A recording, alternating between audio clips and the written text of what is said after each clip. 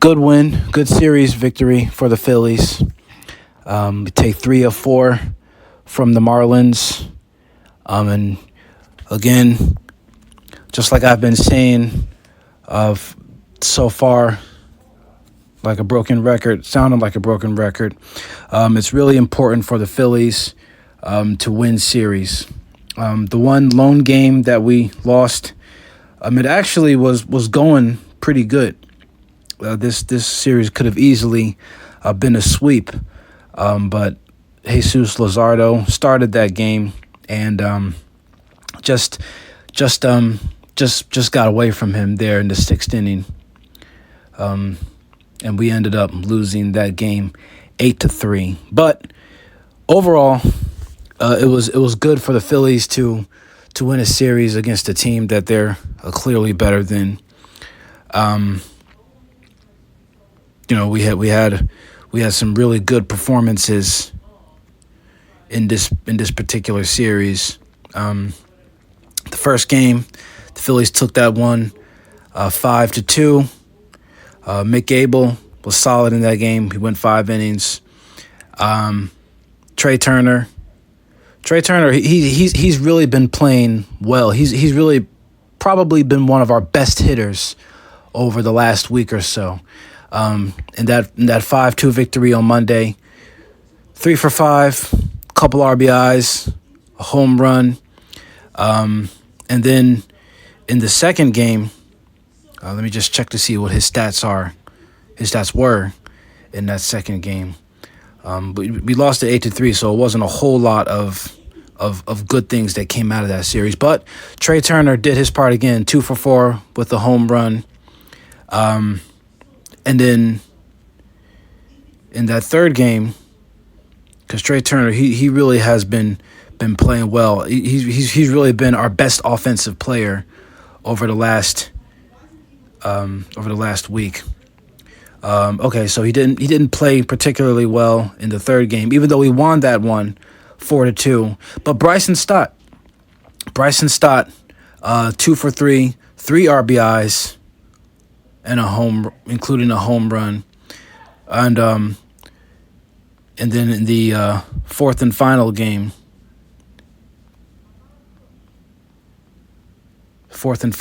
here, this was the closest of the 4 games.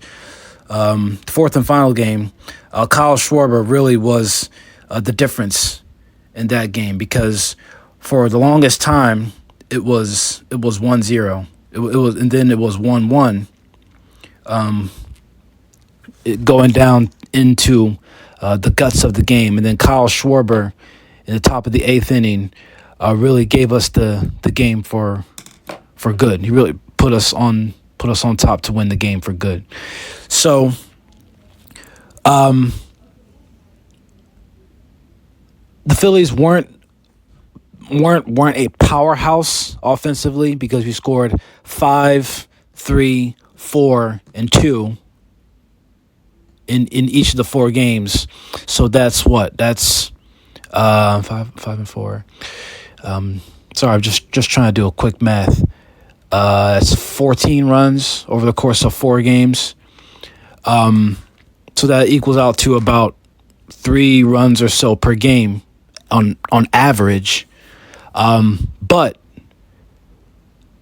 the flip side of that is, even though we weren't, it wasn't a huge series for us from an offensive standpoint, the fact that we were able to win 3 of those games means that the defense and the pitching was outstanding. Save for the aforementioned Jesus Luzardo outing in the game that we lost 8-3. The first game, 5-2, Mick Abel, solid. He was solid in that first game. And then in the third of the 4 games, we won that game 4-2. And Ranger Suarez continues to really throw the cuffs on dudes. 7 innings, punches out 8s, punches out 8. He was absolutely fantastic in that third game. He continues to look like the Ranger Suarez that was so dominant in the first half of last year. And with each victory, he just continues to build his Cy Young. He was a Cy Young candidate in the first half of last year because he was just dominant. He for a good 2.5, 3 months, he was the best pitcher in baseball. And then obviously he got hurt, and it kind of came apart there at the end. But he's starting to get back his swagger. He's starting to get back his mojo. And then Christopher Sanchez last night. I mean, my goodness. Christopher Sanchez. One could argue, I mean, listen, we all know that Zach Wheeler is the engine of our pitching staff. Zach Wheeler, more often than not, is going to give you 6 innings, might give up a run or 2. I'll just say, out of every 6 starts, out of every 5 to 6 starts, at least 4 of them are going to be gems, are going to be quality outings from Zach Wheeler. We know that he's, historically been the best pitcher for the Phillies on a year in and year out basis. But this year, he's got some company. He's got some company in the form of Christopher Sanchez. This final game against the Marlins that we played, Christopher Sanchez, 8 innings. He only punched out 4, so it wasn't a huge strikeout game, but he's getting a lot of guys to ground out, flyouts, which is just as good as getting strikeouts. It doesn't have the same kind of flash and the same it doesn't really juice up the box score. It won't show up and make the numbers that more flashy. But nevertheless, Christopher Sanchez, 8 innings yesterday. I feel like he could have gone the whole game. I feel like, as well as he's been pitching, as well as he's been dominating, especially after getting the lead late in the game, I feel like Christopher Sanchez could have gone the distance and finished off the Marlins. They couldn't do anything pretty much against him. But 8 innings. I mean, Christopher Sanchez, he's making a strong case for a Cy Young winner, or at least to be in Cy Young consideration. He's been that good for the Phillies, and he's showing no signs of slowing down, and Zach Wheeler and Ranger Suarez are not just obviously the 3 best pitchers on the Phillies, but they might be 3 of the top 5, top 10 pitchers in all of baseball. I mean, I think that the 3 of them are that good. And if Aaron Nola, when he comes back, if he can get back to form, to some kind of form that he was maybe back in 21, 22, if he can. Because right now, Aaron Nola, if he was to come back, he would be the 4th best pitcher on the team. He would be the 4th best pitcher on the team because right now, Wheeler, Sanchez, and Suarez are head and shoulders above him right now. Aaron Nola obviously has had a dreadful start to the season. His quality outings are few and far between. Most of the time, he has not been good for the Phillies. But if he can get back to playing and pitching the way that we know he's capable of, I think that our pitching could really take us a good distance when September and October rolls around. I think that our pitching is that good, and it's got a real chance to be the featured part of our baseball team. The big question for the Phillies is the bullpen. The bullpen, they're playing a little bit better. They played a little bit better in this series, but the bullpen is still a wild card, man. The bullpen is still, you don't know what you're going to get. You want to believe that these guys can come in for an inning or two and lock it down and hold things down, but it's really heads or tails with those guys, man. And between Orion Kerkering, Jordan Romano, Tanner Banks, Ruiz. I know we got rid of we kicked Carlos Hernandez to the curb a couple of days ago, but I mean even still, this whole bullpen by committee, I think is going to be really important for the Phillies to try and make a move to bolster that bullpen up before the trade deadline. We've got a little over a month before the trade deadline hits, so hopefully they can find a way. Hopefully Dombrowski can find a way to really help a concerning area of the team without tampering too much with what's already there, with what's already working for us.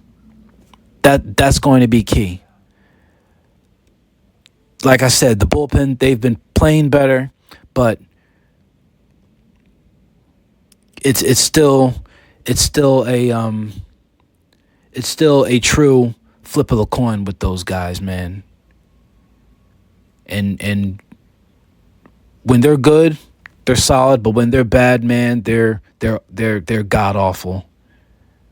They will give up several runs in a hurry and make a game more compelling than it needs to be. So they're doing good. I mean, the Phillies, they're playing better, 45-30. I can't argue with that. As we approach the numbers wise, as we approach the halfway point of the season, the Phillies are right where they need to be. And they're playing good baseball, which is really all you can ask for. And this upcoming series, we got the New York Mets on deck, and I'd be lying to you if I said that I'd be happy with taking 2 or 3. I want to take all 3 from these guys. The Mets, they have been rent free in a lot of Phillies fans' minds, no doubt. Going back to the NLDS last year, they basically swept us in the NLDS, and they did sweep us in the first series that we played against them back in April. And so we have to get those guys back. Winning the series obviously is important, but I want the sweep. I want the sweep, man. And there's a lot at stake too, because right now I believe we're both tied for the division lead in the National League East. And so a sweep would really go a long way in the standings as far as, bringing us up to speed, bringing us up to, division-wise, the same record as them. It could make a difference late in the season, in late September. I know this won't be the last time that we play against these guys, but it's really important for us to get this sweep and to really distance ourselves and to really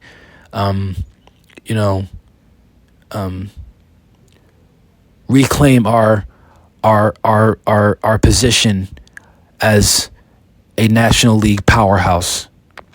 I think that it's going to be a tug of war between us and them, going all the way down, all the way to the end of the regular season. But a series sweep here, and they're coming off of they've lost a couple of series in a row.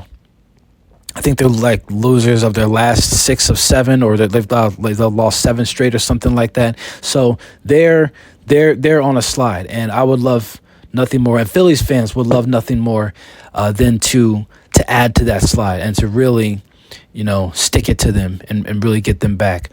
Just like a week or so ago when the Blue Jays embarrassed us and then we got our lick back, the Mets embarrassed us a couple of months ago, and it's time for us to get our lick back against them. So this is a huge series, and Zach Wheeler didn't pitch at all in that Marlins series, so I think he should be on deck for tonight. I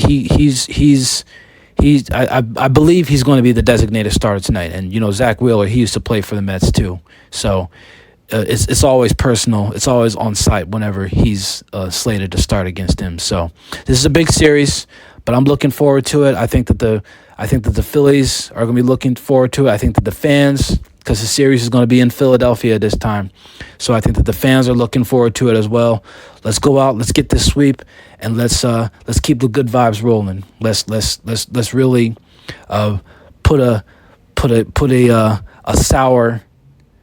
put a sour taste in the Mets' mouth as we go into this weekend series. Big series. Let's go get it done. Let's take all three from these guys and give ourselves a nice amount of momentum